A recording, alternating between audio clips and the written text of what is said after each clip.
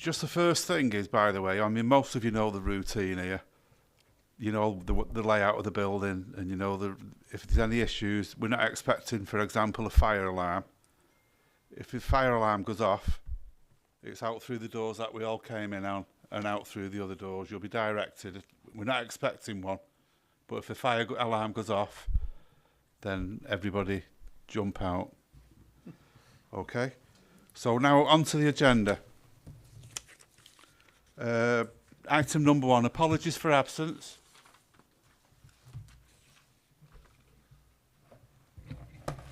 We've received apologies from Councillors Hints, Councillor Cosgrove and Councillor Williamson. Councillor Islam and Councillor Murphy are here to sub. Okay, thanks for that. There's no items of urgent business. No. Anybody got any declarations of interest? No public questions, item number 4. None received, Chair. Right, minutes of the previous meeting. Have we got somebody? Councillor? Yeah, just a comment. Councillor Murphy's name was missed off the minutes from the last meeting. Okay, can we get that added on? And Councillor Akhtar's apologies put on as well, please. And Councillor Chauhan as well. Ali, sorry, I'm getting you. Sorry about that. Apologise.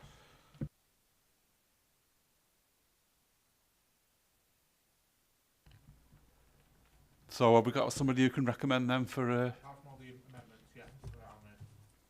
we got a seconder? A seconder there. Okay, so that's sorted.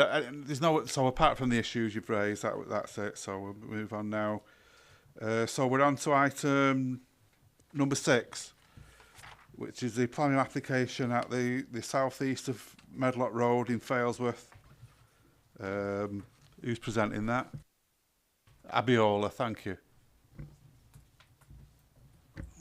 Good evening, everyone. So the application is for the installation and operation of a 30 megawatt battery energy storage system in Failsworth. A battery energy storage system is a facility that stores surplus energy and releases it to the national grid when there is a shortage in generation or when there's a rise in demand. The essence is just to ensure that there is constant supply of energy. So that's the application site edged in red. It's within the Greenbelt and it's just off Medlock Road in Failsworth. So that's an aerial view of the site. It's the light green patch at the middle of the image there. At the bottom of the image there is Dresden, and at the top is Failsworth. So to the west of the red arrow there are some industrial development. So these are the various elements of the proposed development. So it's proposed to install 8 battery containers, 1 switch room, 4 transformers and inverters, a site office, and a DNO substation. That's a distribution network operator substation. So that's a layout of the site. The black squares there would represent the containers, the battery containers, and at the top of those are the other elements of the scheme. And then to the west is the substation. So those are the elevations of the proposed development.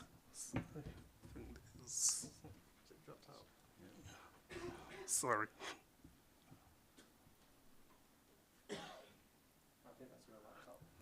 No, it's the laptop.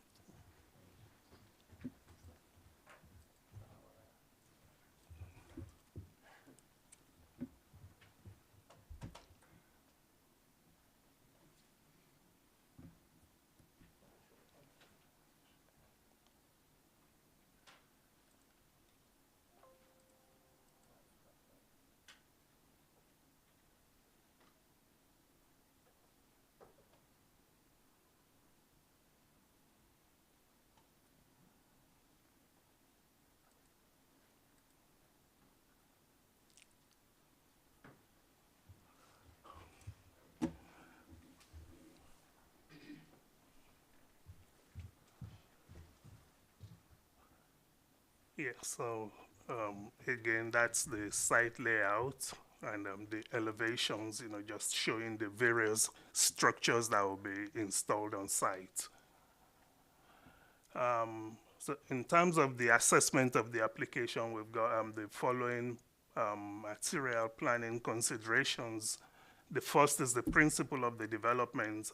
As mentioned earlier on, it's in the green belt, but in terms of principle, the proposal actually is in accordance with the government's promotion of renewable energy because it's storing energy produced from renewable sources, and it's in accordance with the net zero objective. So generally, in terms of principle, the development is considered to be acceptable. Then in terms of impact on the greenbelt, according to the NPPF, generally development is inappropriate in the greenbelt except in certain circumstances. This proposal does not fall within any of the circumstances under which development would be considered acceptable. So it is inappropriate. However, the NPPF provides that where development is inappropriate, it could still be acceptable if there are very special circumstances. In this case, it's considered that there are very special circumstances that outweigh the effect of the development on the openness of the greenbelt. And these special circumstances fall under the categories of environmental, economic, and social benefits, all of which are considered to outweigh the impact on openness of the greenbelt. Then in terms of impact on the character of the area, the development will not be very prominent from the public highway. And then if you go back to the area view displayed earlier on, there are similar industrial developments very close to the site. So in terms of the general pattern of development in the area, it can be considered that the development is in keeping with that general pattern of development and would therefore not lead to any significant harm in the character of the area. Then neighbors' amenity. The major consideration here is noise, and there are mitigating measures that have been proposed that will actually ensure that the amenity of neighbors insofar as noise is concerned would not be impacted to a significant degree. Highway issues. Most of the highway issues would arise during the construction phase of the development. Once it's finished, once it's operational, there will be very minimal vehicular traffic onto the site. And there have been conditions recommended by the highway engineer to ensure that the construction traffic would not lead to any detrimental or severe detrimental highway issues.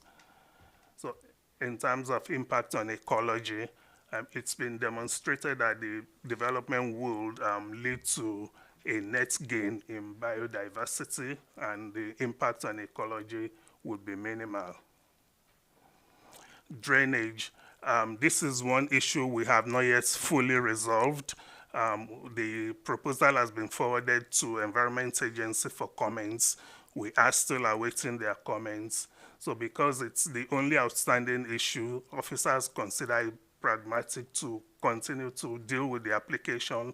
And in this case, what we've done is to recommend a condition requiring submission of full drainage details to be provided before the development commences. So the summary of comments received from the various relevant consultees are displayed in the next couple of slides. The application came with some technical reports, like the ecology reports, landscape impact assessments, noise assessments, transport assessments, and all other relevant reports. And these were forwarded to relevant consultees to review. And the comments we got back from the ecology, GME, Greater Manchester Ecology Unit, no objection subject to conditions. Highways, no objection subject to conditions. Environmental health, no objection, subject to conditions. Archaeology, no objection. Coal authority, no objection. Tree officer, no objection. Cadent, no objection, subject to conditions. HSC, no objection. Environment agency, that's the only outstanding condition that's the only outstanding comments we're waiting for. So taking all this into account, officers are recommending the application for approval subject to conditions set out in the committee reports. Thank you. Okay, thanks for that. Any questions? So once this is completed, how much noise do these batteries or do they make? So I wouldn't be too sure of how much noise the batteries will generate, but the environmental health officers have assessed the scheme, including the noise report submitted with the application. A noise assessment was carried out. They are of the opinion that the noise that will be generated would not be such that would, cause any significant impact on the amenity of local residents, especially also taking into account that there will be some mitigating measures as well. There will be acoustic fencing around the development, and there is also a condition there limiting the noise output to a particular level. So it's stated there that the noise level should not, exceed a certain amount, and if that is the case, then the development would be acceptable from noise impact point of view. All right, thanks. Councillor Orbin? Thank you, Chair. I think, unfortunately, this might be Helen. The construction traffic conditions, is there any way that we can make sure that they use Green Lane and don't start coming through Woodhouses Village when they're constructing this thing? That's my first question. I don't know who Helen is, but I'll answer the question.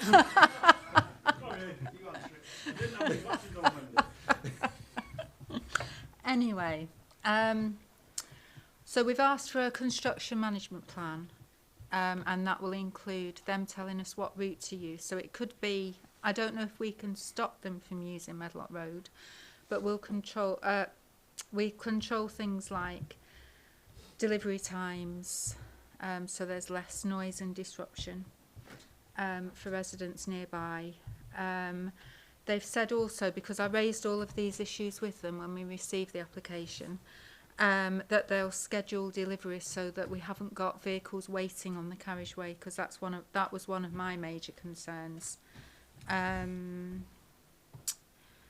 you want me just to carry on with the highway things? Well, my only thing with it, Wendy, or whatever you call today, is because we've got, I mean, at the last meeting, there was a development agreed of 41 houses in Woodhouses. There's another few coming up, I believe, and I don't want the village to be suffering with all this construction traffic. So if we can lend them to the... So when we receive the construction management plan, we'll bear all that in mind, because we'll also have had the construction management plans for any other development going on in the area. Is that okay? The other one is, because I don't understand it, so I don't know who can tell me what this means, but it says on page 19, prior to development hereby approved being written approval that the 5-minute LAEQ from the site does not exceed 38 dB. Come on, in English, I haven't got a clue what that means. Yeah, so that's actually related to the issue raised by the last member that spoke. It's one of the conditions recommended by the environmental health officers. It's been reviewed by the applicant's noise consultants. They know what it is, and I don't know myself. They know what it is, and they've agreed to the condition, so they feel they can actually implement the development taking into account that condition.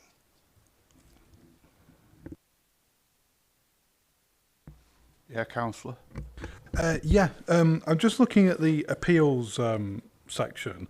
It's mentioned a few times about grey belt. Now, I've read a bit about it, but I wasn't aware that was a thing that had come in already.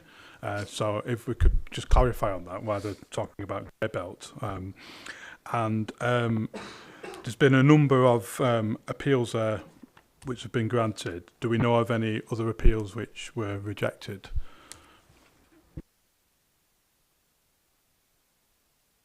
I'll take the first bit of your question, if that's all right. So in terms of grey belt, so grey belt is a policy now. It's in the National Planning Policy Framework. So there are certain tests that have to be met for a part of the green belt to be considered grey belt going forward. So as you say, in some of those appeal cases, obviously there was a conclusion that in those cases, the green belt was now grey belt. In terms of this case, having looked at it and having looked at the tests for what constitutes grey belt, I don't feel that this is grey belt. This is still very much green belt. It provides a strategic gap, if you like, between Droylsden and Failsworth. It's quite a narrow gap of the part of the green belt. So actually any, from a grey belt perspective, it still fulfills that purpose of the green belt. In terms of any other appeals, I'll let Abiola come on that one. Yes, there are appeals where proposals similar to this have been dismissed in the green belt, but the reason they have not really been highlighted here is because the reasons for refusal or for the dismissal of those appeals would not actually really relate to the impact on the openness of the green belt. So I think that's the main consideration here, that it's a site in the green belt and the proposal is considered acceptable in principle. One of the appeals dismissed, the reason would relate to highway issues, not the fact that it's located within the green belt. Councillor Oban? Yeah, sorry. I meant to ask this last time I had the microphone. The fisheries, the Medlock Valley fisheries, is that pond going to be affected? Is it still going to be usable when all this is construction's done?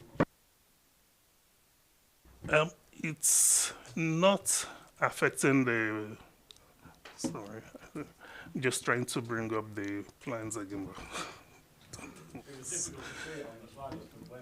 Yeah, that's what I was just trying to show you. It's the proposal would not in any significant way impact on the fishery. So it's not going to affect our anglers when we're going No, sitting there on a catching fish? no. I'll just. Yes. How can I highlight? So it's the other side of that track.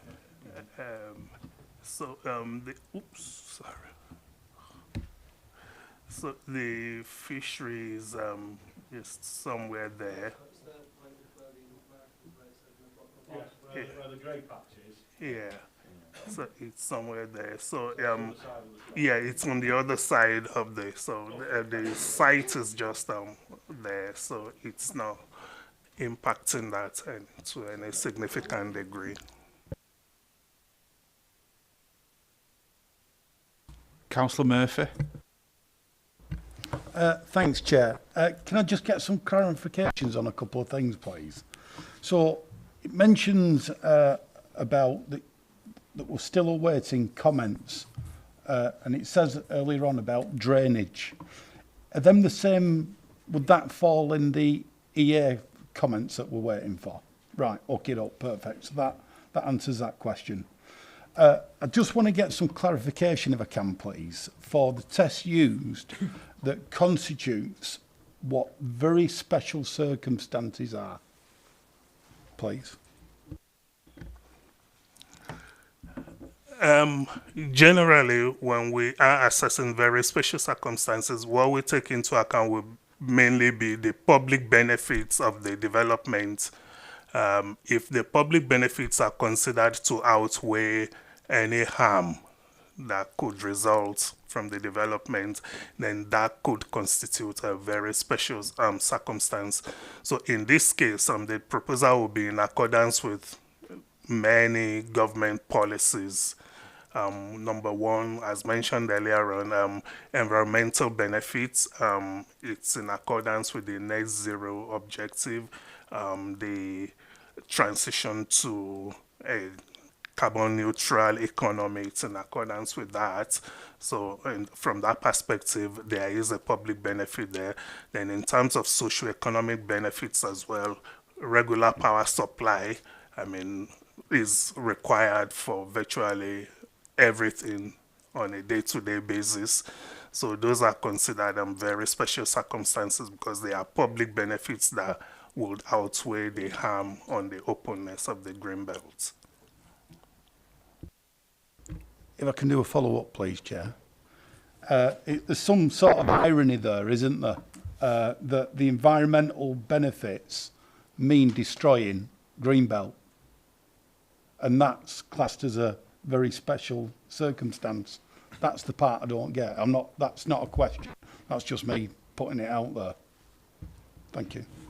Yeah, Peter's going to come back on that one. So, again, I think there's a couple of things in that. One is Greenbelt is a policy designation. So it's about, and it's a planning designation. So it's simply about maintaining the openness of an area of land, and whether it's because it's, in this case, the separation between Failsworth and Droylsden, or it can have other purposes elsewhere in the Greenbelt. So that's slightly different from an environmental factor, where we'd come to more things around climate change, ecology, that kind of thing. So I understand what you're saying, but it's not an irony in that sense, because Greenbelt is just about whether it's developed or not, in terms of its starting point. To answer your original question more directly, if you like, in terms of what's in the National Planning Policy Framework, it says very special circumstances will not exist unless the potential harm to the Greenbelt by reason of inappropriateness and any other harm resulting from the proposal is clearly outweighed by other considerations. So that's the test that we look at, and as Abiel has outlined, there's a number of benefits that, from our point of view, outweigh the harm to the Greenbelt and any other harm from this proposal. And very special circumstances, therefore, can be completely different in different cases, because it's all about that proposal and the specific benefits that brings. And in this case, particularly with the appeal decisions that Abiel has referred to, we're very clear that this is demonstrating the very special circumstances. Yeah, Councillor. Yeah, I just wanted to come in on, obviously, Dave's touched on the comments, that we're waiting comments from the Environment Agency and the drainage, which is going to partly sort of give us evidence and information on what environmental impact that's going to have and what harm that's going to have. So I'm finding it difficult to understand how we can possibly make a decision when we've not got that information from those agencies which will give us that evidence one way or another to support a case of acceptance or refusal to an extent. So just to come back on those in terms of, so just to clarify, the drainage comments we're awaiting are the same thing as the Environment Agency. It's not two different sets of comments. It's one set of comments, the drainage comments from the Environment Agency. So but in terms of how we're proposing to deal with this, it's very common. We do it all the time with applications that come to committee.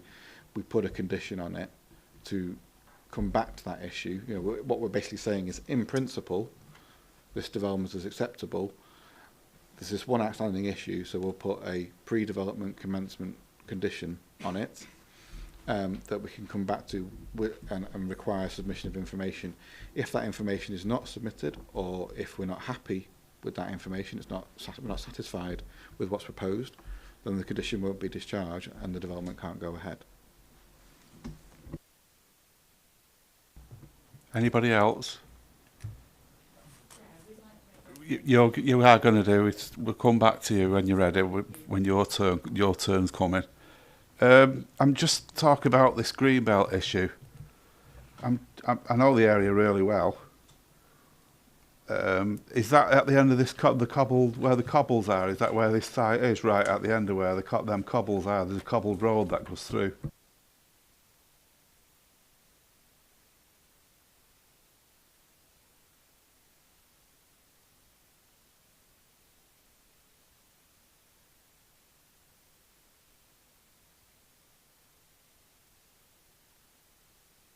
So you turn right where the yellow barrier is and go down that path, which is a cobble path, what used to lead to where the air dump used to be.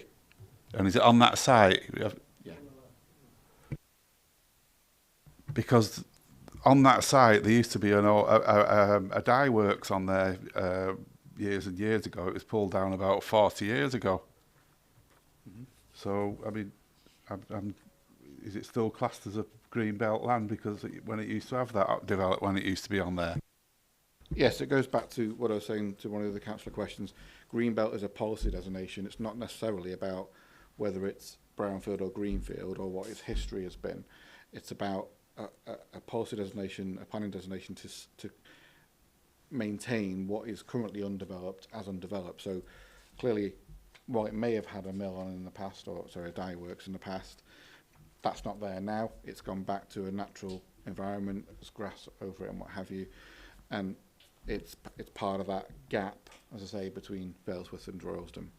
So it's greenbelt, and greenbelt, say, is set by the local plan. So it is what it is. It is greenbelt. Right. Okay. Well, this fella knows far better than me the everything because he's a planning officer. So thanks for that. No, he does. He does. I mean, that's what we pay these people for. So any more questions or comments now before we move on to the objector? Brian? More. Sorry, things keep coming into my head and to get very lucky there's nothing else up there. I know that we do it with housing developments and stuff like that, and I presume that this is a commercial operation that will make money. Is there any kind of 106 kind of stuff that we could get in the area for this kind of thing? So the only reason you can ask for a section 106 is if there is a specific impact from the development that needs to be mitigated, that can't be mitigated through the development itself or on site. So that's the only way we can ask for a section 106 agreement. So like I say, when there's a housing development, it will have impacts on things like need for a public open space, maybe transport improvements, health maybe, and so for education, you know that. Something like this, just because it's commercial doesn't mean it has an impact. So just because it's money generating doesn't mean it has an impact on those kind of issues that you would ask for contributions towards. So, you know, there's no one living there, so there's not going to be any increased demand for public open space or doctor surgeries or school places from this. And no affordable housing or anything like that. It's not that kind of development. So we can only ask for a Section 106 agreement when the development itself is having an impact that has to be mitigated.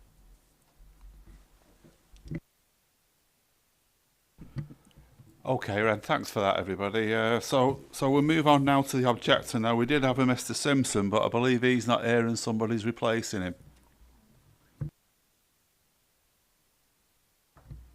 Yeah, thank you. If you sit in the chairs there. Is this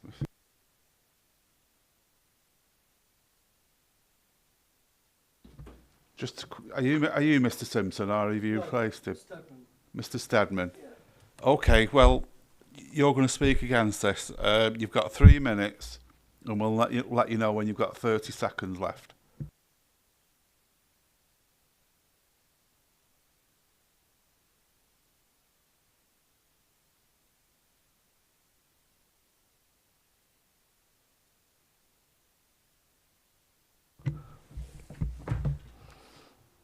So I'm here today to oppose the proposed battery plant development on Greenbelt land. Let me be clear, this isn't about opposing green technology, it's about protecting green space. The two should not be in conflict. I've been leased in the area of natural beauty Medlock Valley Fishery, Medlock Valley Oldham Council for 26 years and running it as a fishery.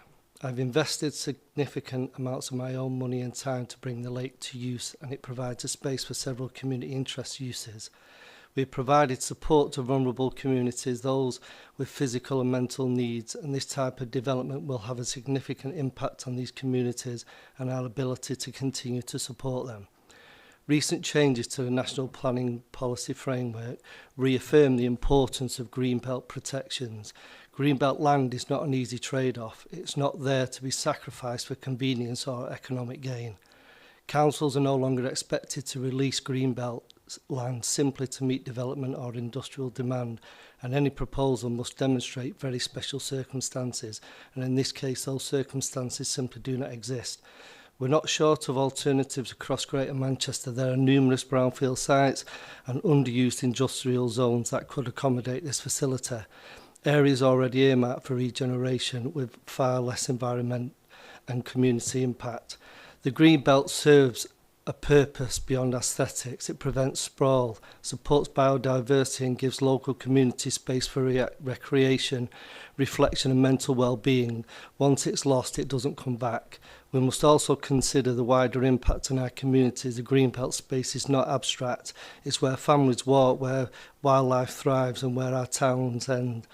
Once it's gone forever. That's why these protections exist, not to halt progress, but to ensure that we do not sacrifice what's irreplaceable for what can be built elsewhere. Approving this development would not only go against the spirit of the law, but it would also set a precedent, one that risks turning protected land into soft target for future industrial projects. The government has made its stance clear. The future lies in urban regeneration, not greenbelt erosion. There is funding, there are zones, there are policies significantly designed to support developments like this on previously used land. This is not a vote against climate action, it's a vote for smart, lawful, sustainable progress. Real sustainability means protecting all our environmental assets, not just the ones that generate power. I therefore urge you to reject this proposal. Thank you for your time. Okay, thanks for that. Councillor Oldham, I think you had your hand up. All right. So I asked the officer about Medlock Fisheries. Yep. And we determined where it was. So I have sympathy with everything that you're saying, and I do wonder why we're doing it on Greenbelt when there is so much brownfield and industrial land that you drive past every day in the borough that could be done. What specific impact is this going to have on the fisheries? Because that was my concern as soon as I seen it. So what I mean, is the environmental impact potentially, because all the fields where it's all proposed to be built, that's all the runoff for that feeds all the way through the fishery, and the fishery then overflows into the rivers. So if there was an environmental disaster such as the batteries leaked or there was a fire or anything, that site, the proposals we've seen, the site's not bonded. So all that runoff water, that contamination that runs through the land, that goes through the fishery, that goes into the river and into the brook, and that goes right across Medlock Valley. So the major concern there is for that pollution as a potential risk. The fishery itself is a very quiet area. It's silently dead at night, and the noise, 38 decibels, if you can imagine a fire alarm sound is 70 or 80 decibels, so it's half the sound of that. There's no proposals for acoustic fencing or anything to protect anyone from around the fishery. You've got all the birds and the wildlife that use that place of, for rest and so the impact, it says 38 decibels isn't an issue, it really is a major issue, because if you're sitting on a lake and it's quiet and it's peaceful and you've got the noise of the generators and the inverters powering away in the background, then that's going to affect the people who use the lake, who have mental health issues, who come down there for the peace and tranquility it offers. So I don't think that's been addressed very well. I don't think the drainage issue, which the pretty much putting aside as if it's just a condition that can be easily met. You've got acres and acres of land that drain off, that run into the lake and elsewhere. And if there's a pollution issue or if there's a fire or anything, which again, I don't think there's a fire risk assessment as such that's been put forward. So again, that's been put to one side. So there's a lot of issues there that need to be considered, and I don't think it outweighs the benefits of what we're going to get from the plant. I do think the human thing of, because it is very, very quiet down there, Yeah. and I do appreciate that people that go fishing like that silence, don't Yeah, and that's why they go there. They go for that peace and tranquility, and we support a lot of mental health charities down there. We have a lot of people from the local community who use the space for that recreational purposes, for the quietness of the area. And to have that massive big power plant adjacent to it is going to cause so much disruption, and that's the major concern. So I don't think it's been addressed at all. I think it's just been put through as the government guidelines on keeping the noise to a level is all well and good, but when you've got an area that's deadly silent, any bit of noise is going to travel right way across there, so it's not going to be a usable place. And I suppose that's even before addressing the construction noise. Construction noise and the construction build and the pollution potentially from them fields while you're going through the construction phase. You're digging out the land to fill it with concrete, and everything runs off that land straight into the fishery and into the river. Our fishery overflows into the river and the brooks, and then it goes straight away through. Okay, thank you. Okay, anybody else? All right, thanks for that. Thank you. Ta.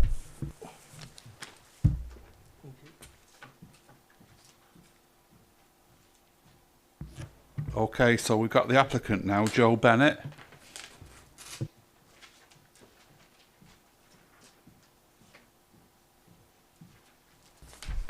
And the same for you, Joe. You've got 3 minutes, and when you've got 30 seconds left, we'll let you know. And the mic's still on, so you can talk into that. Thank you. Good afternoon or evening, Chair, members, ladies and gentlemen. Thank you for allowing me to address the committee today. Battery storage systems are incredibly sophisticated, store surplus energy during periods of low demand, release it when required, increasing energy security and resilience. New renewables are great, but wasted if there isn't infrastructure and grid storage capacity to capture it. Plus, the government estimate that battery storage could save the UK energy system £40 billion by 2050, reducing energy bills. Technology supports from significant national support, as articulated in your officer's report, and the overwhelming number of appeal decisions, given the national requirement to transition to a modern energy system.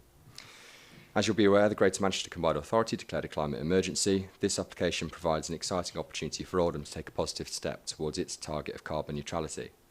The site is within the Greenbelt, and the Council are correct there is no requirement to do so, but the applicant still carried out an extensive alternative site search. This considered all land available and evidence the site is most appropriate. We'd also highlight the fact it is unique in being so well visually enclosed. Those who know the area will know the site is surrounded by dense woodland, and there are almost no views into the site from public vantage points. Furthermore, once the project's nearing its timescale of 40 years, the land will be restored back to its original condition. There's been some discussion of grey belt. It's our opinion the site is grey belt, but it doesn't matter because the way that the officers recommended this scheme is such that it's not reliant on that. If you deem it to be inappropriate in the green belt, as your officers do, then the benefits are so substantial as they've set out, the very special circumstances exist and the development is acceptable. Officers have considered this approach in detail over months and we agree with their conclusions. The proposals have been subject to a number of technical reports, including a fire assessment. There will be no unacceptable impacts in terms of amenity, air quality, noise or highways. This includes the nearby fishery. Factoring in the distances and levels, the estimated noise levels would be quieter than the existing ambient noise level. There are no objections from consultees across the board. I'd like to reassure members that fire safety measures have been considered. The site has been designed in accordance with NFCC guidance, avoiding the risk of pollution with built-in fail-safes and 24-hour monitoring. I started by highlighting the wider benefits of battery storage, but unfortunately most projects won't be able to connect to the 2030s. This project is important. It's in the very fortunate position to hold an accelerated connection date, so granting permission today would result in construction commencing almost immediately, irrespective of upcoming grid reforms, meaning additional weight can be added to the benefits. We welcome and thank the officers for their thorough assessment and support their recommendation. Overall, the benefits of the proposed development clearly and significantly outweigh any harms. We therefore hope members will support it and approve the application today. Thank you for your time. Okay, thanks for that. I've got loads of people with their hands up here. Councillor Charters first. Thank you very much, Chair. First question I wanted to ask you. You mentioned about the extensive alternative location that the applicant's done. Could you just give us a quick explanation of why this site is the only site that it could go to? Yeah, sure. So effectively, the developments can only be located in certain areas because that's where they connect into the grid effectively. And so there's only so far from that physical point of connection that you can take it. So you draw a radius around that area, and then you look at all available sites within it. That exercise was carried out at the early stage, and my client sent letters to landowners who have property available, or that appears to be available, you know, looking on maps, you know, is it empty or whatever.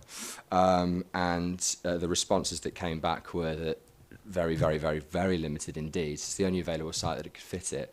But what I'd highlight about this site specifically is not only is there existing commercial industrial premises quite nearby the site you experience when you approach it, particularly from the west, it's extremely visually enclosed. It's surrounded by woodlands such that you're not going to see it. We did send some visuals. I don't know if you've got those maybe to show, but we've taken visuals from outside the site, from the nearest public right-of-way and from right at the site frontage.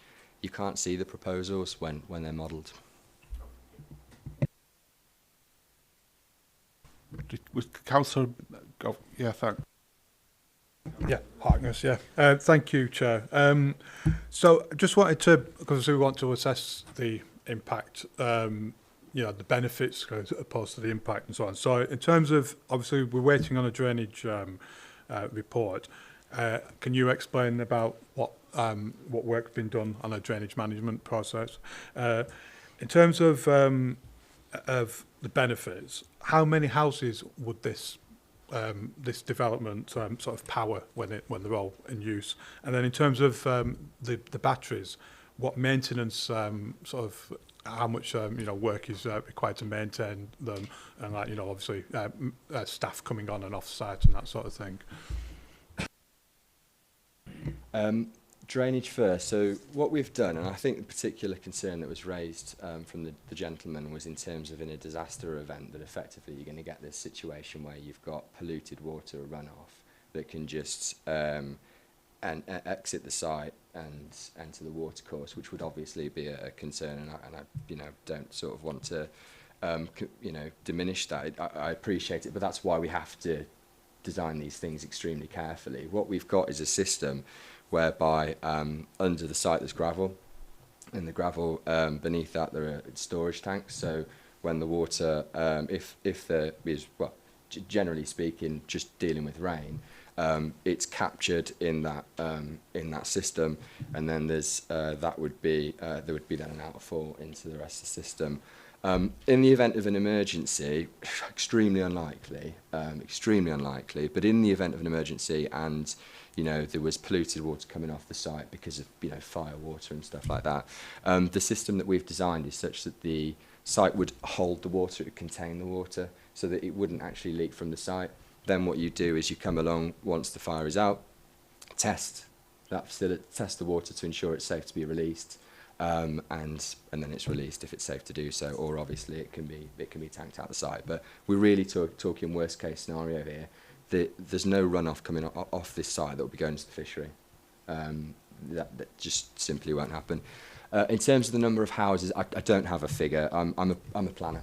I'm not a technical engineer, so I don't have those figures. But I worked on a site that was quite a lot larger than this, and the figure there was the site could power 50,000 homes. That was sort of like I think it was a 200 megawatt. So you could, I can't do the maths that quickly, but it's going to be thousands of homes. So it is a substantial development, but equally very well contained, as I say.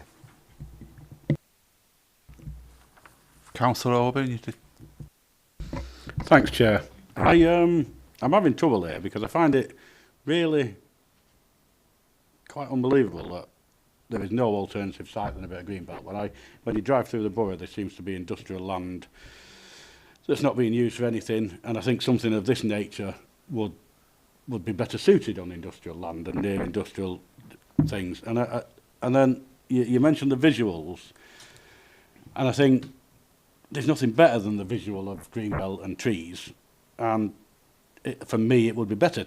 I don't care what it looks like, you can put it in an industrial place and, you know, it can blend in with that. And the other thing that I find quite strange is that you said it would be quieter than ambient noise. Now, so these battery cells, whatever's going on there, is going to be quieter than the birds and the bees and all that kind of thing. So what's that paragraph that I asked about before? when it says about the decibels, you're saying that that's no louder than them.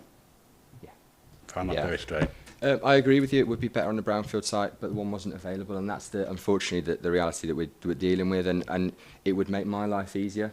I wouldn't have to justify this in greenback terms. It does obviously raise the bar in terms of the acceptability, because we have to go through the situation of very special circumstances, which we have and have been confirmed in numerous appeals. It would make our lives easier as applicants if these sites are available. What I would say is a lot of available brownfield sites are generally going to be in areas that are even closer to residential dwellings, that are going to be in residential areas. Many of them may be allocated for residential use, and these developments can't compete in terms of residential developments, in terms of their the value and that kind of thing. And obviously, part of the justification for sitting in this location is it is actually quite a distance from the nearby residential dwellings, so that the distance is such that any noise coming out of the development won't be an impact.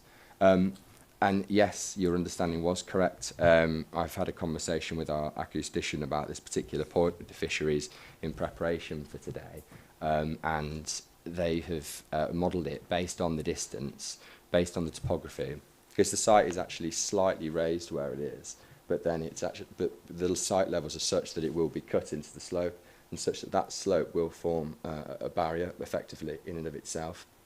That not needed because of the distance anyway, but the background noise levels that you experience in that location, it is generally quiet, but you do have background noise that you can hear from nearby road facilities, even just wind noise and like you say, birds and all that kind of stuff.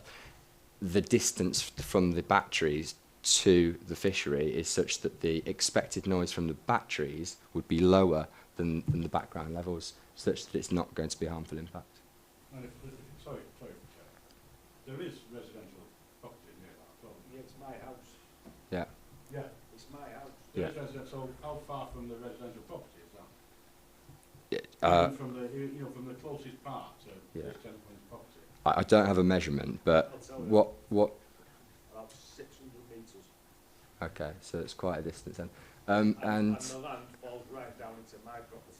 and there's a noise barrier that is surrounding the site. I was mentioned there's no noise barrier. There is a noise barrier, so it is mitigated. There is you say it as though there is no residential property. No. There is residential properties in the area, and there are some that are closer than others. But the reason I mention that in terms of the question on the brownfield sites is that quite often brownfield sites will be allocated for residential development, and there will be more residential dwellings in the area. Therefore, that is more of a concern. It's easier to mitigate when you've got one or two in close proximity, or in this case, not particularly close proximity of 600 metres away. And the situation is that we have modelled that based on the noise emissions from the equipment, the product sheets. That's then modelled based on landform and barriers, and it has been deemed acceptable. Your environmental health team have reviewed that and have established that it is acceptable. The main concern actually in terms of the noise is more of a nighttime issue, because that's when the background noise level drops, such that the level of the equipment at that point is of a greater risk of being audible, and that's why we've got the barrier, the noise barrier there to surround the development, such that there would not be an impact, and the development is therefore acceptable. As I say, that has been modelled, reviewed, and deemed suitable. So. Okay, Peter wanted to come in there. Thank you. Just wanted to clarify. Obviously, yes, you said there's a residential dwelling nearby, but 600 metres is quite a distance, which is what's been said. So let's again, we're talking a lot about noises. I think I wouldn't normally interject at this point, but I think it's relevant to frame it. Obviously, none of us are acousticians and what have you. So the report that's been submitted talks about 62 decibels or 58 decibels for different types of plant on the site. That's at a distance of 10 metres. So that let's say 60 decibels for easy. I've looked it up. That's equivalent to the background noise of a fridge humming or a background conversation at 10 metres. So at 600 metres, that's what we're saying. There's not a VAP. There's not the same kind of impact that would, that's what I'm trying to get across. Okay, Councillor Charters. Thank you, Chair.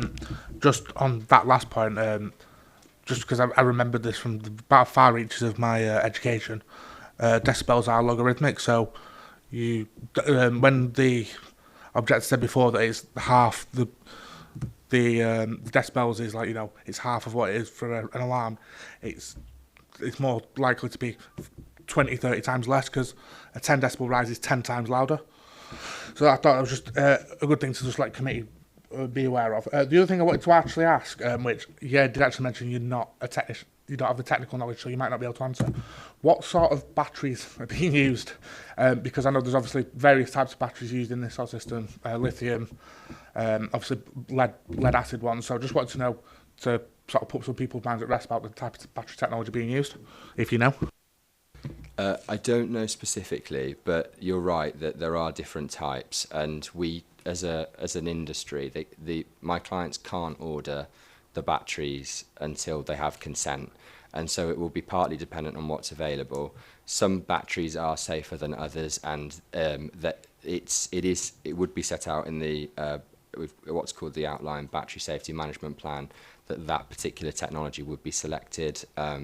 And I believe there is a condition that would cover the battery safety aspect of the development. So that could be wrapped up in that if at all necessary. But it is something that we are acutely aware of. Anybody else with any questions or or anything? No? All right, well, thank you. Thanks for coming.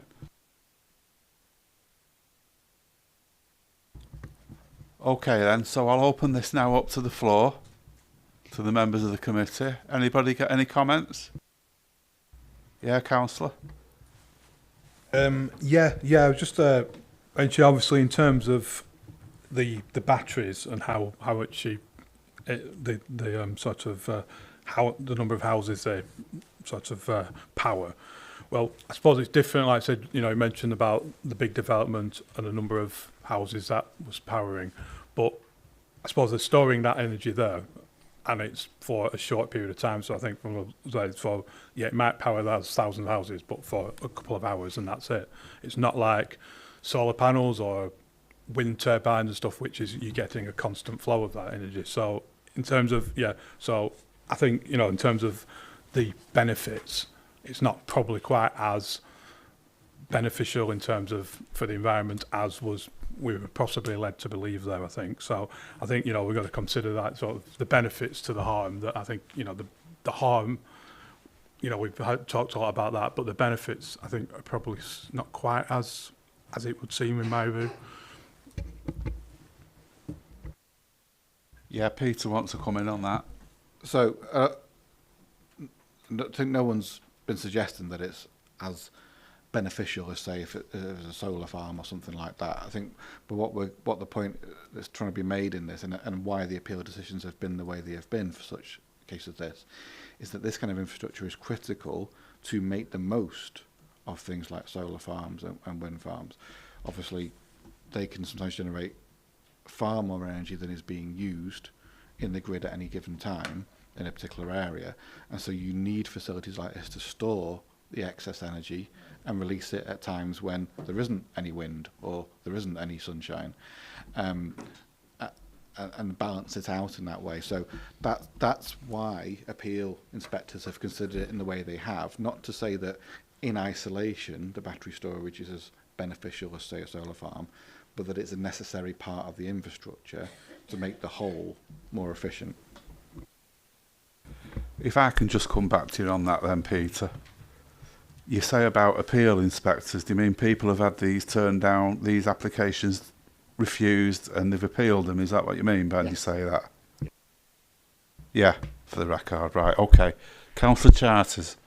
Thanks, Chair. Just on that point, I think Peter made most of my point for me there, actually. But one point I do want to raise is one of the issues we have with energy prices in this country is how they're set based on the most expensive bit of energy we have to get at any one point. And sometimes we are having to import energy from France, from the continent, because we can't generate enough on a given day. Having this sort of infrastructure means that we don't when there is a low ebb of energy in this country because, it's not windy, this means that we're not having to import that energy. I know this isn't necessarily a large scale thing, this is a small scale thing at the moment, but this is the sort of thing we wanted to do. And the other thing I wanted to raise was a lot of the time we have this conversation around the green belt and the harm, and it is usually around houses.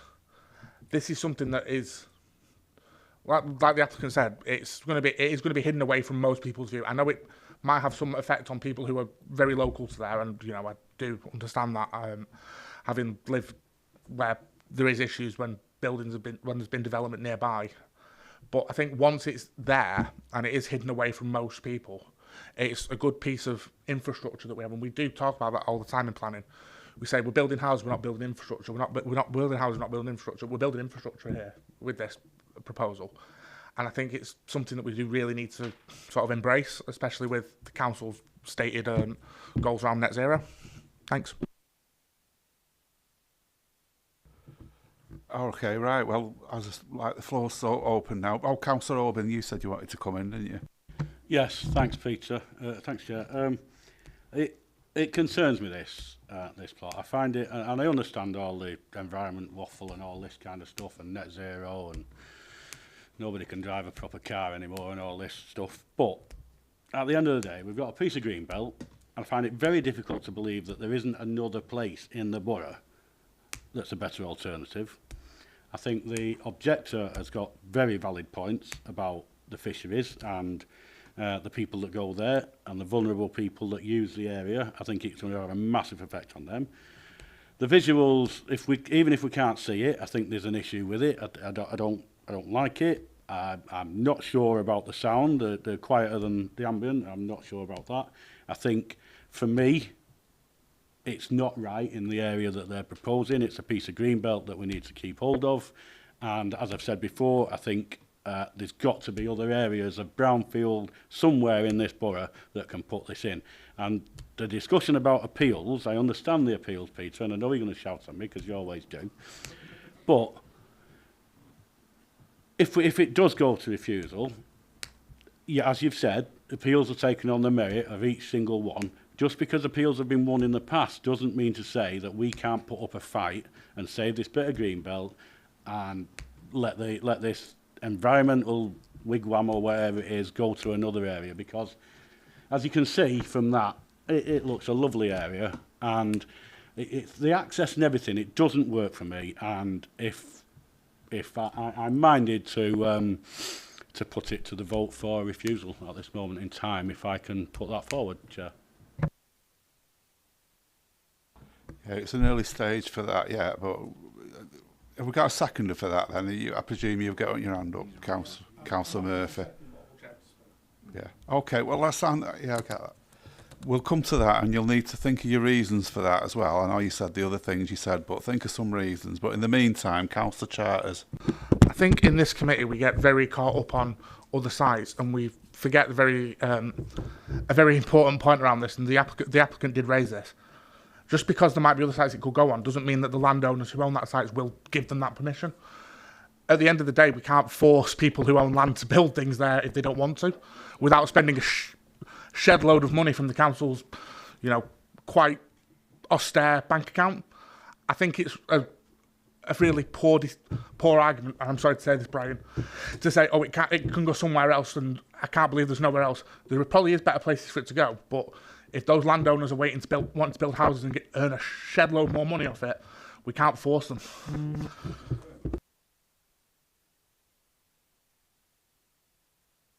Okay, Peter's going to come in again. So I just want, I suppose, to a point, to maybe cut through some of this. So first of all, in terms of the alternative sites, while the applicant has provided that assessment and that evidence of what they've done, they weren't required to. There is no, we can't require an applicant in a case like this, in a development like this, to have to have considered alternative sites. There are some types of developments where we can and we do, but not this type. And so I think just to cut through that in that sense, that's not really a justifiable reason for refusal in planning terms. Obviously, you have put forward a motion to refuse it, and if I can feed back to help formulate the reasons, it sounds like what you're effectively saying is that as we've put forward, it is technically inappropriate development in the green belt, and therefore, from your perspective, it doesn't meet the very special circumstances argument, and that would be the way I would suggest you would have to frame your reasons for refusal in this case, rather than focus on things like alternative sites. Obviously, you know that as officers we disagree with that view, because we think it does meet that test of very special circumstances. I think on the appeal point, just to flag that, the reason we raise them, it's not, I don't always like that terminology of saying, you know, let's put up a fight. It's not about a fight. It's about, we're here to make the most reasonable and suitable decision on this site based upon the information before us. And so what Abiel has done here, in terms of drawing those appeals out, is he's done his research. He's looked up other appeal decisions that are in similar locations, similar situations, and said, well, look at these appeals. They were all dismissed. And that tells us something. You know, if we're going to make a reasonable decision, we have to look at case law. We have to look at appeal decisions, and that's a material consideration for us to bear in mind. And obviously that's contributed towards our recommendation as officers. Right, thanks for that. Before we go to you two giving you, go on, Councillor Murphy, you want to speak? I do. Thank you, Chair. I think one of the objectors said it earlier about Greenbelt, and once it's gone forever. But I think in this case it's a bit different, because didn't you say earlier, Peter, that there used to be a site on there? So we've got an opportunity.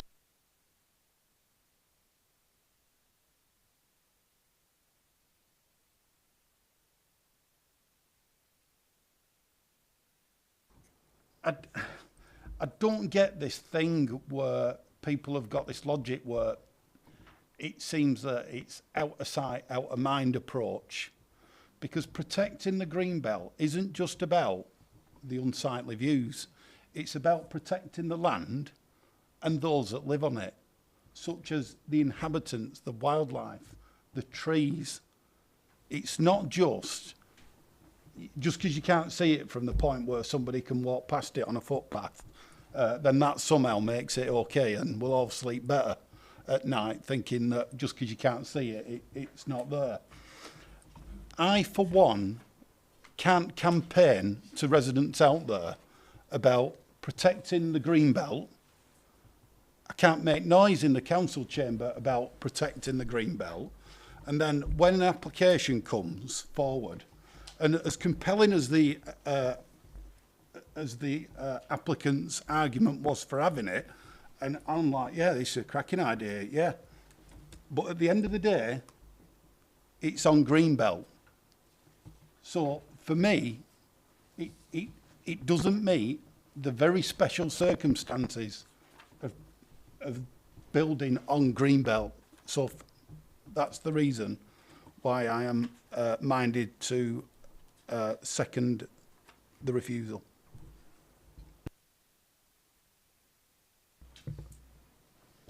Okay, before I say where I'm up to on it, anybody else got any comments? Councillor Oldham. Yeah, before we go to the vote, do you need me to say, Peter, the reason for refusal? Yeah, I was going to ask you that. Go on. I'll tell you where I am on it, actually, and I've waited for everybody else to speak. We've had a big motion at council, not a motion, the last one, the previous one, where the vote in the end, and it was incorrect vote in my opinion, but we're not here to go over that again. But the discussion was, we've got the places for everybody. The government department has said that's what we've got to stay with. Now, part of the argument for being in places for everybody was there's certain amounts of greenbelt land that have been released, but what happens then is all the rest of the greenbelt land is protected. Now, I argued that case at the council meetings, and I think you did, Brian. If you don't mind me, you correct me if I'm wrong. Now, here we are now. We had a development in Woodhouses the other week, which was old land that was released and that was developed then. And my thinking then is there's no more development going to be now in wood houses because it's protected with places for everyone because it protects the green belt. Now here we are with an application, and we're being. I know planning's not. It doesn't seem to work on common sense grounds, does it? But this is why we pay people like Peter and the others to do the job they do. But my thinking is, after arguing that we've protected the green belt, we place it for everybody. I can't see that I could vote for a scheme that would take up some green belt land. I don't think that's right, and that's because I do care about green belt. You know, whatever anybody says and all this lot, I do care about it, and I think everybody else does. So that's where I'm up to on it. So go on, Brian, was you going to come up with all the reasons? Well, I presume I don't need to be so specific, but I'm going to propose it for refusal on the grounds of it being inappropriate and not good enough for the special circumstances that have been put forward. Yeah, Peter, do you want to respond to that? It's not so much to respond to that, it's just to obviously, when we're about to do a vote on a refusal, a motion to refuse against officer recommendation, myself and Alan both need to speak to warn you in terms of the risk of appeal in this situation and what have you. And obviously, therefore, sometimes, this is maybe not as clear-cut as other situations, but there is always a risk of costs with an appeal as well against the council.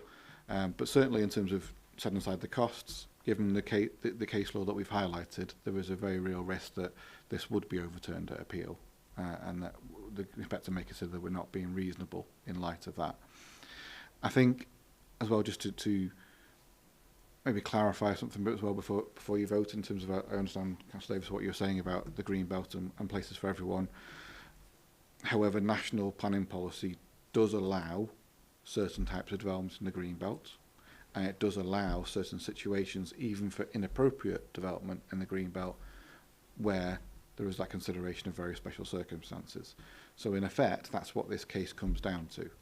So as we as officers have said, I feel that it does meet the test of very special circumstances, even though it's inappropriate development in the green belt. Appreciate Councillor Hoban, Councillor Murphy disagree, but that's ultimately what we're weighing up. Alan, do you want to add anything? Yeah.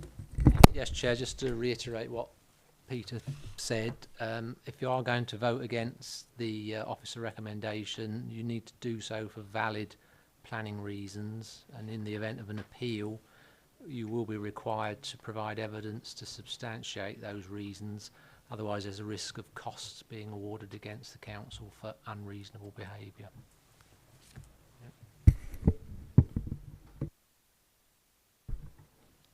Okay, well, thanks for that. Well,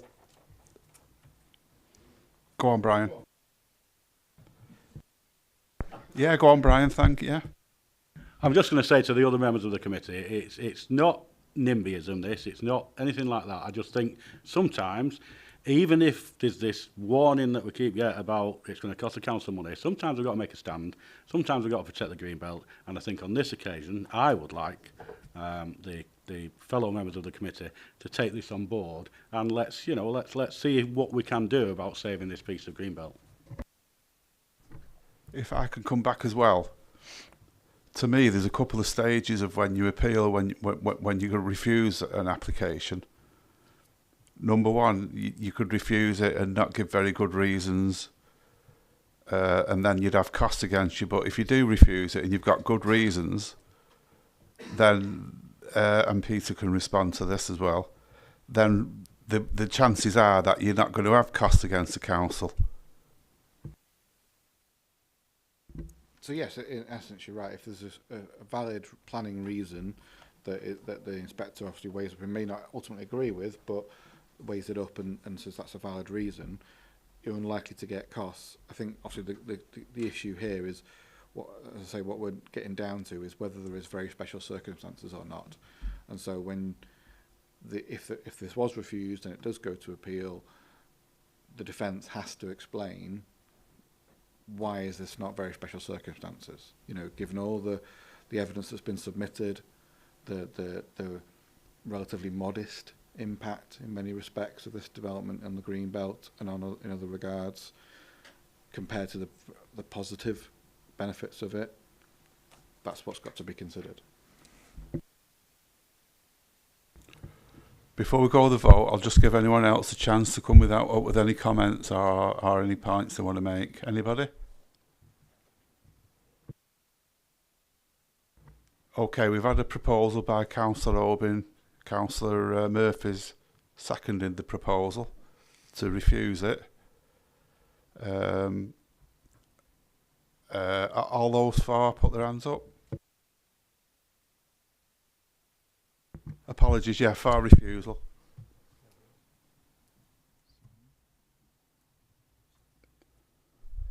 All those for the against that.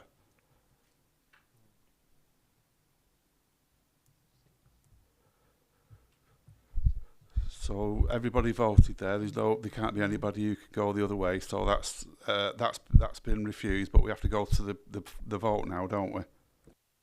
Are we done? So that's refused. So it's been refused. 7 votes to 6. Chair, you've also got to would speak. Yeah, Councillor Oban, are you the one? Okay, thank you. They can't do it in the mayor and foal, by the way. All right. No, thank you. Thanks, Brian. Thanks, everybody.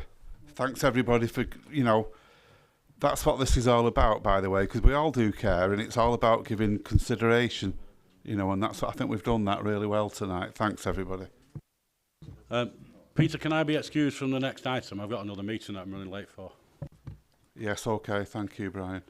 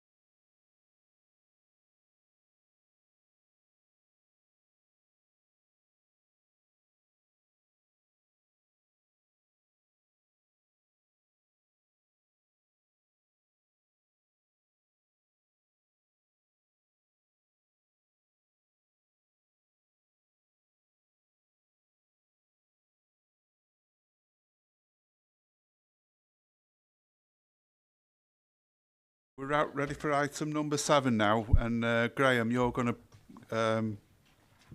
do this one, aren't you? Yeah. Thank you, Chair.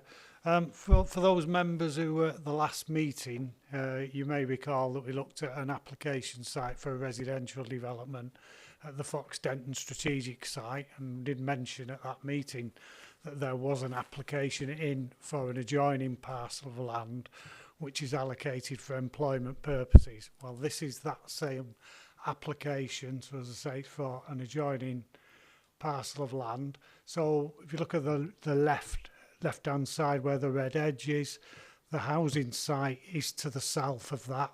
So you can see just to the southwest an existing housing development, and you recall we talked about issues to do with the traffic coming through that development.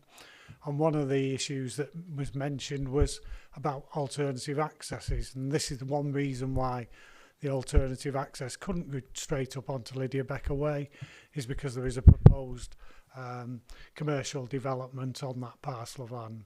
So it's an application for a group of 3 blocks, effectively commercial units, all falling within possible in old money as planners know it, general industrial, light industrial and warehousing and distribution type uses. And say the access to that will be taken from Lydia Becker Way. You'll be pleased to know that the site's not in the green belt, it's on land which is allocated as a business employment area. So this is the proposed units themselves. So 3 blocks, a single access point off Lydia Becker Way, which is at the kind of northeastern corner of the site. In terms of the construction of Lydia Becker Way, there was, in anticipation of development of this site, there were 2 access points which actually been put in at the moment, so the curvature of those is in at the moment. The layout doesn't require one of those, so that will then be closed up and reinstated with a footway and landscaping along the frontage to the site. So I said 3 groups of units, all served off a single vehicular access point. So these are the 3 types. So these are larger units just to the eastern boundary of the site. In the report, there's mention of the acoustic information and discussions that were taking place with the environmental health officer. And in particular, if you look at the bottom right-hand image, that's the service yard of one of the units. You'll see as we go back, if I go back onto the layout, where the new housing is at the southern end of the site, largely any activity in the yard will be screened by the by the proposed buildings on there. But this particular yard, it is open, so there's some concerns about noise generation from that. However, there's been agreement on the acoustic mitigation to be put in place, so an acoustic fence that would go around there, and on the maximum noise levels which would be permitted to from operations on the site. And on the late list, you'll see there's an additional condition to the main report which adds those controls. And on the basis of those, the environmental health officer is now satisfied with the proposals. So these are the other 2 groups of units. So these are the units on the southern side, the ones that are closest to the housing, and these have been designed as lower than the other 2 groups of buildings, and you'll see they have a monopitch roof. The lower section of that is the section which backs onto the houses. So although these will be at a higher level than the houses, the height of the building has been reduced as far as possible. It should also be noted that this line of new buildings is to the north of the residential site, so in terms of loss of sunlight, etc., there will be no direct impact. And this is the final group.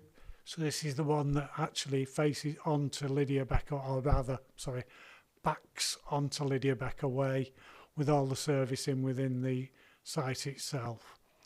So this is the current frontage to the site, and on the left-hand side, as you can see, the access already been put into place there. So obviously that will be the position where all access to the development will take place. The other view, looking east along Lydia Becker Way. So there's an element of landscaping already there on the frontage, and that will be retained. So obviously the buildings won't adjoin the footway. Now these are a couple of views looking across the site, and one of the things probably a bit difficult to work out are the levels across there.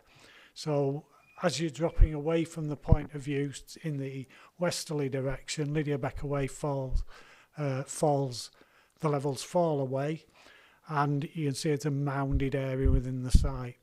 And in order to use cut and fill as far as possible across the site and to get a workable footprint for the units on the site, what this means is that the far end of the site, the buildings will be elevated above an existing retail unit, which is located there. So there's a couple of views of that site. So these are taken effectively from Lydia Becker Way at the western end, and the second view taken from the retail unit car park. And at the bottom it shows that there is a retaining structure to be a timber frontage to that on that particular element of the site. So ideally the levels would fall away, but the applicant, and we've had close discussions with the applicant, they've demonstrated that there are practical difficulties in doing that. So the consideration is, well, how will that look? Will that look out of place in that particular area?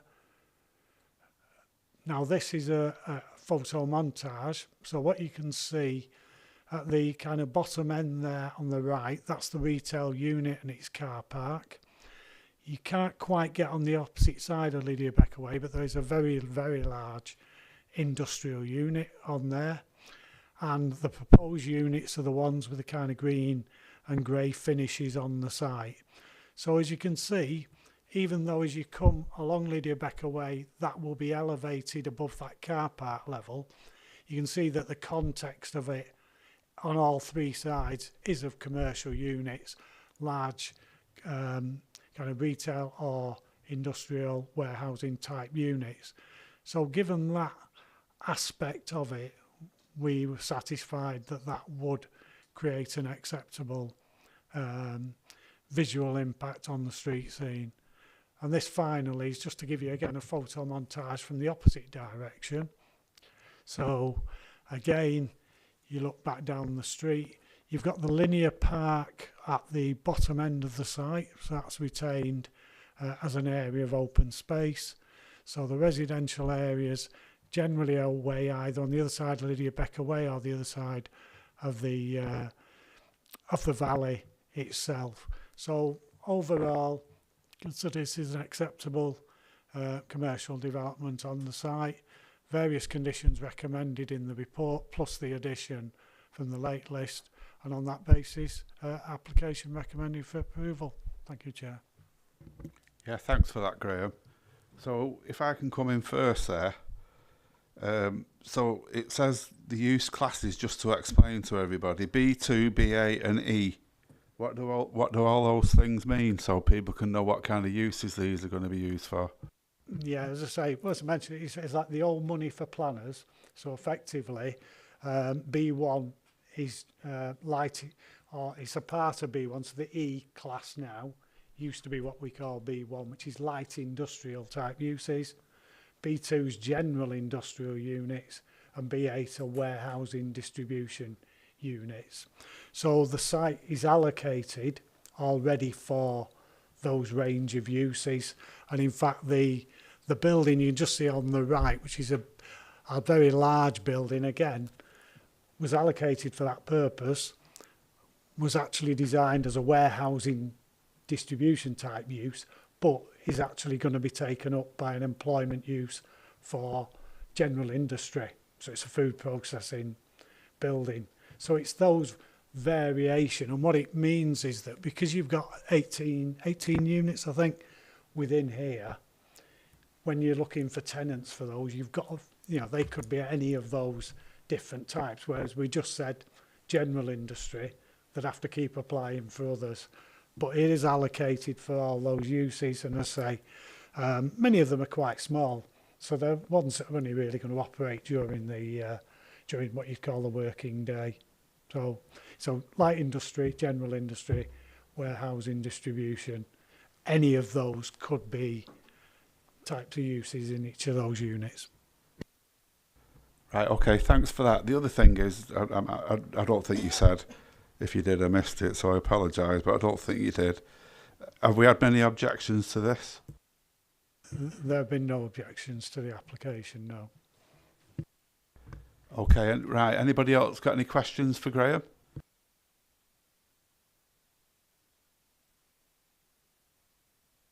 Right, well, thanks, Graham. So we might come back to you anyway, but we probably will. So I'll open this up to the floor now for discussion. We've not got any. Oh, we've got a speaker. Oh, I didn't know we had one.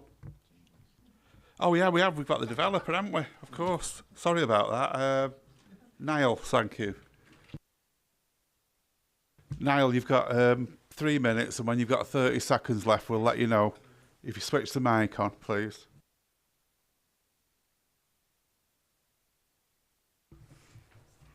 Thank you, Chair. Good evening, members. I'm the applicant's agent, and I'm speaking in support of this application.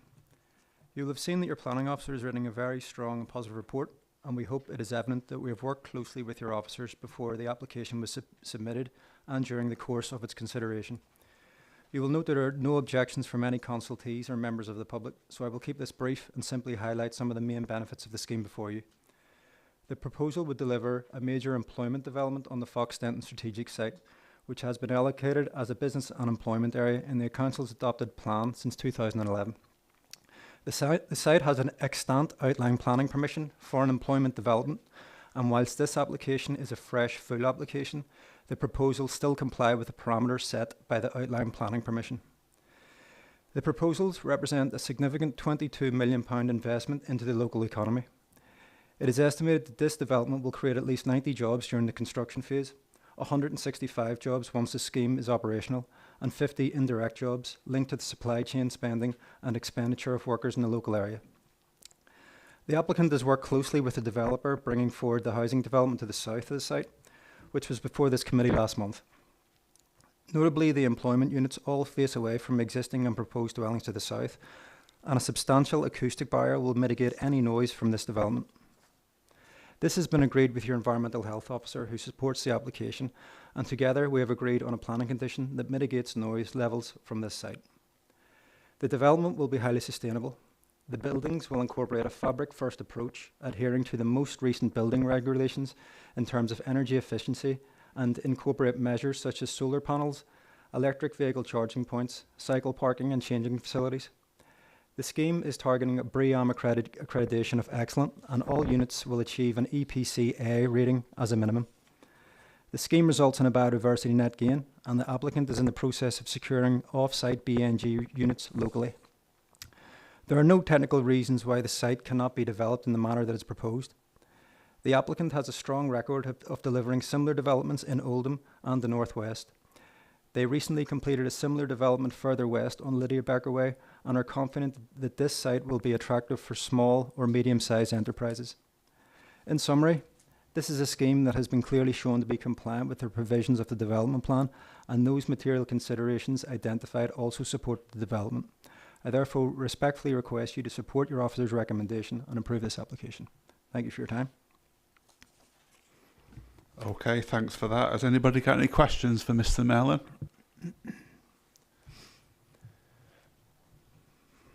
Councillor Hartness, thanks. It's not really a question, it's just a comment. So we've got solar panels, EV charging points, solution-based discussions with the council officers, photo montages so we can see exactly what's happening. I think this is a really good example of what we would expect from applicants, so I do thank you for that. And I will be supporting this application. Thank you, Councillor. Okay then, so anybody else got any questions for the applicant?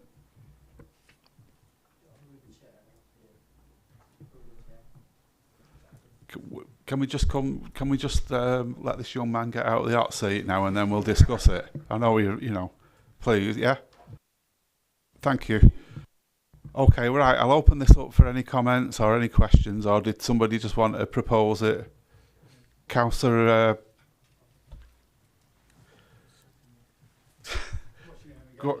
Councillor Murphy, sorry, you've wanted to recommend this for approval?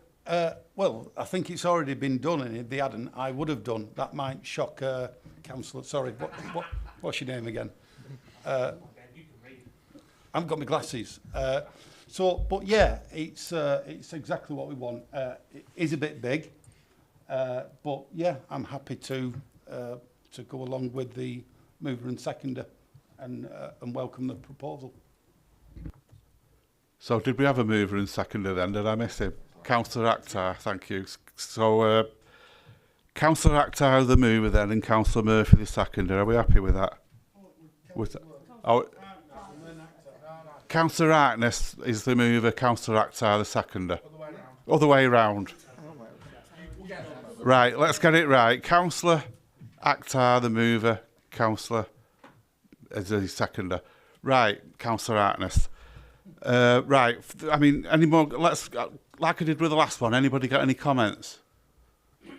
I mean, what I'd say about this is this is what Places for Everybody, in my opinion, was all about. We've released land that's been released. It protects the rest of the land and gives good quality land here for development, for jobs, and I'll be supporting this. So, what we'll do now then, and we'll go to the vote. All those for? That's unanimous, if that's the right word. Thanks, everybody.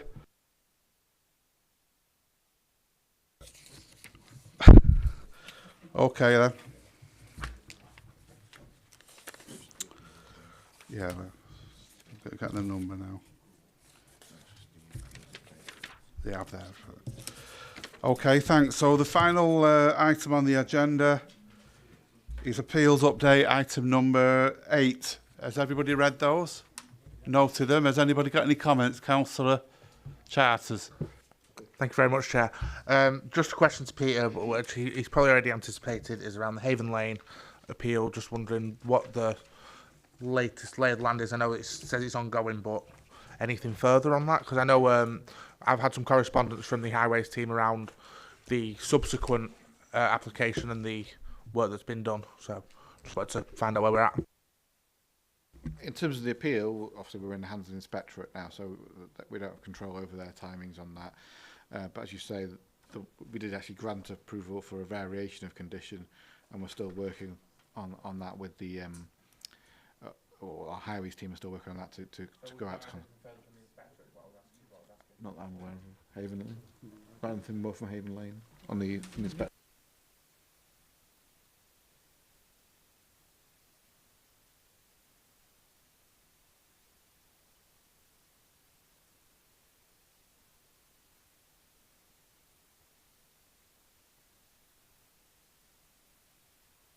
No, I think we put the wrong date in there, sorry. Okay, everybody. Anybody else got any comments or any questions about that? No? Right, thanks then. I'll call the meeting closed. Thanks, everybody.